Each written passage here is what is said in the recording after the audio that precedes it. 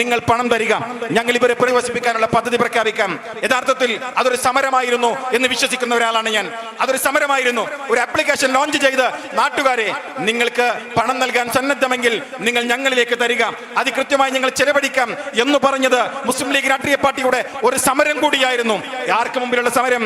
ഈ രാജ്യത്ത് ദുരന്തം വരുമ്പോ രാജ്യത്തിന്റെ ഗവൺമെന്റ് മുഖ്യമന്ത്രിയുടെ ദുരിതാശ്വാസ നിധിയിലെ ഫണ്ട് കാണിച്ചിട്ട് പണം ചോദിക്കുകയും പിന്നീട് തോന്നിയ പോലെ ചെലവഴിക്കപ്പെടുകയും ചെയ്യുമ്പോൾ, അങ്ങനെ തോന്നിയ പോലെ ചെലവഴിക്കപ്പെടുന്ന ഗവൺമെന്റ് മിഷനറിക്ക് മുൻപ് അതിനെ സുതാര്യമായി ചെലവഴിക്കാൻ സാധ്യമാകുമെന്ന് ഒരു രാഷ്ട്രീയ പാർട്ടി തെളിയിച്ചത് ഗവൺമെന്റിനെ തിരുത്താൻ കഴിഞ്ഞ ഒരു രാഷ്ട്രീയ പാർട്ടിയുടെ പേരായി ചരിത്രത്തിൽ ഇന്ത്യൻ യൂണിയൻ മുസ്ലിം ലീഗിന്റെ പേര് രേഖപ്പെടുത്താൻ വേണ്ടി കഴിഞ്ഞു.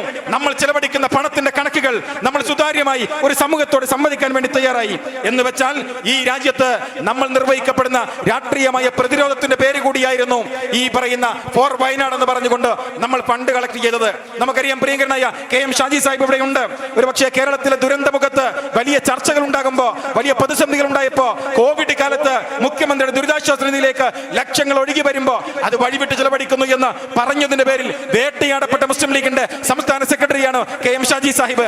അദ്ദേഹം ഉൾപ്പെടെ തുടങ്ങി വെച്ച ഒരു സമരം, ആ സമരത്തിന്റെ മറ്റൊരു രൂപമായിരുന്നു മുസ്ലിം ലീഗ് പാർട്ടി ഈ സമൂഹത്തോട് സംവദിച്ചത്. നിങ്ങൾ പണം തരുമോ, ഞങ്ങൾ ഈ ജനതയെ പുനരധിവസിപ്പിക്കാം, എന്നിട്ടോ അതിന്റെ കണക്കുകൾ ഞങ്ങൾ പ്രസിദ്ധീകരിക്കാം. ആ കണക്കുകൾ പ്രസിദ്ധീകരിക്കുക എന്ന് പറയുന്ന ആ ചിന്തയും ആ പ്രവർത്തനവും എന്ന് പറയുന്നത് ഈ ഗവൺമെന്റിനോടുള്ള ഒരു സമര പ്രഖ്യാപനമായിരുന്നു. ഗവൺമെന്റ് നീതികേട് കാണിക്കുമ്പോ, വഴിവിട്ട് ചെലവഴിക്കപ്പെടുമ്പോ ഇത് സാധ്യമാണ് എന്ന് ഒരു ജനതയ്ക്ക് മുമ്പിൽ നമ്മൾ അവതരിപ്പിച്ചപ്പെട്ട സമരത്തിന്റെ പേരാണ് ഈ സുതാര്യത എന്ന് പറയുന്നത് എന്ന് നമ്മൾ പറഞ്ഞു വെക്കുകയാണ്. നോക്കൂ, പിന്നീട് നമ്മൾ കണ്ട ഒരു കാഴ്ചയുണ്ട്, ഏറ്റവും മനോഹരമായ കാഴ്ച. അത് കണ്ടത് കേരളത്തിന്റെ സെക്രട്ടേറിയറ്റിന് മുമ്പിൽ നിന്നല്ല, അത് കണ്ടത് കേരളത്തിന്റെ നിയമസഭാ ഹാളിനകത്തല്ല, അത് കണ്ടത് ഇന്ത്യൻ യൂണിയൻ മുസ്ലിം ലീഗിന്റെ ആസ്ഥാനമായ കോഴിക്കോട് മുസ്ലിം ലീഗിന്റെ ഓഫീസിനകത്ത് മുസ്ലിം ലീഗിന്റെ പ്രസിഡന്റ് ഇരിക്കുന്നു. മുസ്ലിം ലീഗിന്റെ സംസ്ഥാന സെക്രട്ടറി PM എസ്ലാം സാഹിബും ദേശീയ ജനറൽ സെക്രട്ടറി പ്രിയങ്കനായ PK കുഞ്ഞാലിക്കുട്ടി സാഹിബും വലതുഭാഗത്തും ഇടതുഭാഗത്തും ഇരിക്കുന്നു. എന്നിട്ട് എന്റെയും നിങ്ങളുടെയും അഭിമാനമായ പ്രസിഡന്റ് പത്രസമ്മേളനം നടത്തുകയാണ്.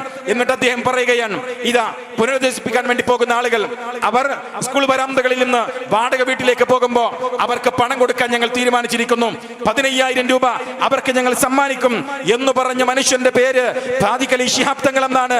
അദ്ദേഹം കൈകാര്യം ചെയ്യുന്നത് ഇന്ത്യൻ യൂണിയൻ മുസ്ലിം ലീഗിന്റെ പ്രസിഡന്റ് പദവിയാണ്, കേരളത്തിന്റെ ധനകാര്യ വകുപ്പല്ല എന്ന് നമ്മൾ കേരളത്തെ ഓർമ്മപ്പെടുത്തി. ധനകാര്യ വകുപ്പ് കൈകാര്യം ചെയ്യുന്ന മന്ത്രിമാർ നോക്കി നിൽക്കുമ്പോൾ നമ്മൾ ചെയ്തത് 15,000 രൂപ കൊടുത്തുകൊണ്ട് ഇവരെ പുനരധിവസിപ്പിക്കാനുള്ള പദ്ധതികൾ നമ്മൾ കൊണ്ടുപോയി എന്ന് മാത്രമാണോ? 100 വീടുകൾ നിർമ്മിക്കുമെന്ന് മാത്രമല്ല നമ്മൾ പറഞ്ഞത്.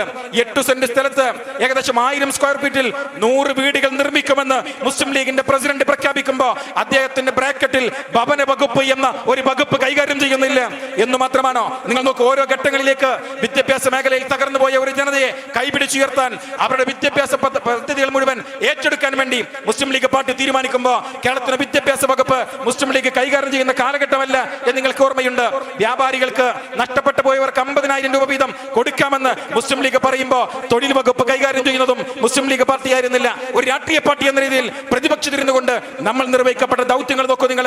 KMCCയുടെ പ്രവർത്തകന്മാർ 65 ചെറുപ്പക്കാരികളെയും തിരഞ്ഞെടുത്തിട്ട് അവരോട് പറഞ്ഞു, നഷ്ടപ്പെട്ടു പോയ നിങ്ങളുടെ ജീവിതത്തിലേക്ക് തിരിച്ചു സഞ്ചരിക്കാനുള്ള സ്വപ്നത്തെ ഞങ്ങൾ ചേർത്ത് വെക്കുകയാണ്. ആ സ്വപ്നത്തിലേക്ക് തിരിച്ചു വരാൻ അവർക്ക് സാധ്യമാകും വിധം അവർ വിദേശത്തെ കൊണ്ടുപോയി അവർക്ക് ജോലി നൽകാൻ വേണ്ടി തീരുമാനിച്ചത് ഇന്ത്യൻ യൂണിയൻ മുസ്ലിം ലീഗിന്റെ പ്രവാസി സംഘടനയായിട്ടുള്ള KMCC ആണ്.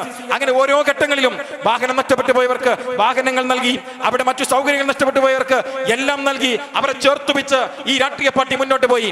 ഒരു ഭാഗത്ത് രാഷ്ട്രീയമായ ദൗത്യം നമ്മൾ വളരെ കൃത്യമായി നിർവഹിക്കുമ്പോൾ, മറുഭാഗത്ത് ഗവൺമെന്റിനോട് നമ്മൾ കലയിച്ചുകൊണ്ടേയിരുന്നു. വയനാടിന് ആവശ്യപ്പെട്ടത് കൊടുക്കാൻ ഈ ഗവൺമെന്റ് തയ്യാറാകണം.